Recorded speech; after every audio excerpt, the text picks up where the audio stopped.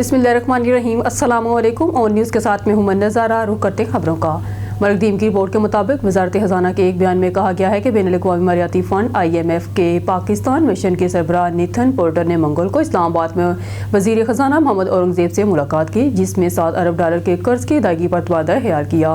یہ meeting IMF کے ملک کے غیر منصوبہ بند سرکاری دورے کے آغاز کے ایک دن بعد ہوئی ہے، جس کی قیادت پورٹر کر رہے ہیں۔ IMF مشن کے سربراہ کا غیر طے شدہ دورہ ستمبر میں عالمی قرض دہندہ کی جانب سے پاکستان کو دیے گئے نئے $7 بلین کی توسیعی فنڈ سہولت کے تحت پہلے جائزے سے 4 ماہ قبل آیا ہے۔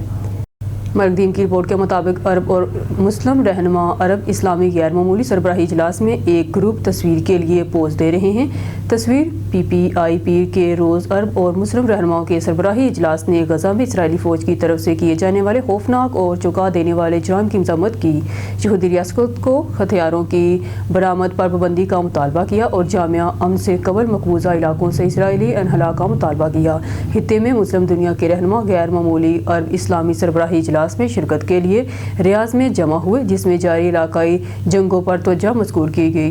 سعودی فرمانروا شاہ سلمان بن عبدالعزیز آل سعود کی نمائندگی کرتے ہوئے ولی عہد شہزادہ محمد بن سلمان نے دن بھر جاری رہنے والی اس سربراہی کانفرنس کی صدارت کی۔ مرکزیم کی رپورٹ کے مطابق SP صدر ڈویژن محمد نبیل کھوکھر نے پولیس لائنز ہیڈ کوارٹرز میں کھلی کچہری کا انعقاد کیا۔ کھلی کچہری میں آنے والے شہریوں کی شکایات سن کر متعلقہ افسران کو احکامات جاری کیے اور مارک کردہ درخواستوں پر دیے گئے ٹائم فریم میں قانونی کارروائی کر کے رپورٹ کرنے کی ہدایت دی۔ کی رپورٹ کے مطابق ڈنمارک کی میرسک لائن نے پاکستان کے میری ٹائم سیکٹر میں $2 بلین کی اہم سرمایہ کاری کا اعلان کیا ہے۔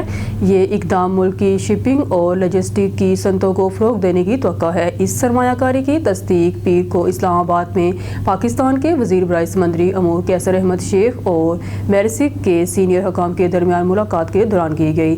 وزیر نے اس اعلان کو ایک بڑی کامیابی قرار دیتے ہوئے اس بات پر زور دیا کہ سرمایہ کاری سے جو طویل مدتی اقتصادی فوائد حاصل ہوں گے، بشمول بندرگاہ کے بنیادی ڈھانچے اور لاجسٹک کی صلاحیتوں میں اضافہ،